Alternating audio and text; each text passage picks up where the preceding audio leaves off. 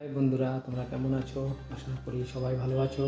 আজকে নতুন একটা হেয়ারস্টাইল তৈরি করছি, তোমাদের সামনে শেয়ার করছি। দেখতেই পাচ্ছ, প্রথমে আমি একটা বেস বানিয়ে নিয়েছি। তারপর উপর থেকে হরিজন্টাল সেকশন নিয়ে সেখান থেকে 4টে সেকশন ভাগ করে প্রত্যেকটা সেকশনে এইভাবে 35 ডিগ্রি অ্যাঙ্গেলে টংটি রেখে কালস করছি। কালসটা টুইস্ট কালস হচ্ছে, তোমরা দেখতেই পাচ্ছ।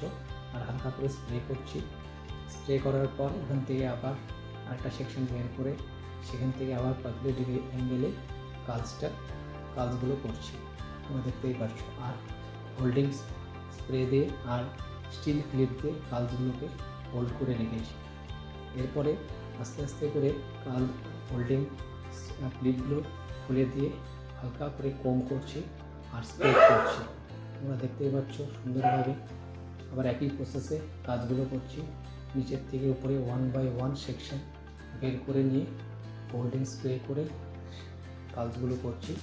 আর যে টংটি আমি ইউজ করছি সেটা হলো হেক্টরে 170 ডিগ্রিতে টেম্পারেচারে কাজটি করছি। আর টংটি 22 mm। তো তোমরা দেখতেই পাচ্ছ কীভাবে করে কাজটা করছি। তো আশা করি তোমাদের কাছে কাজটি খুব সুন্দর লেগেছে, ভালো লেগেছে। আর সুন্দরভাবে স্মুথলিভাবে কম করতে হবে। কম করে নিচের কালসের সাথে প্রত্যেকটা কালস অ্যাডজাস্ট করে রাখতে হবে, যাতে দেখতে সুন্দর লাগে আর ফিনিশিং আসে। সেভাবেই কালসগুলো করতে হবে। সেভাবে করে কাজগুলো করছি। আর প্রত্যেকটা কালস নিট অ্যান্ড ক্লিন হচ্ছে, প্রত্যেকটা টুইস্ট করে। আর কীভাবে হোল্ডিং করে রেখেছি তোমরা সেটা দেখতেই পাচ্ছ। আর কীভাবে কম করছি সেটাও দেখতে পাচ্ছ, কীভাবে ছাড়িয়ে দিচ্ছি সেটাও দেখতে পাচ্ছ।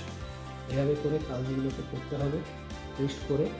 এটা প্র্যাকটিস করতে হবে। প্র্যাকটিস করলে এভাবে কাজগুলো আসবে, তোমরা দেখতেই পাচ্ছ।